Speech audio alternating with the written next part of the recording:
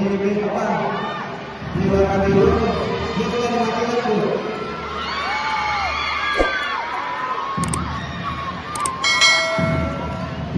Tapi dimatikan pelindungnya.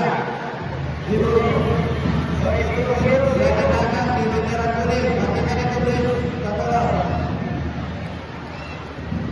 Untuk para peserta atau penonton yang berada di tribun berwarna biru di atas, yang memegang bendera agar tidak menyalakan bridge atau senter ke area belakang.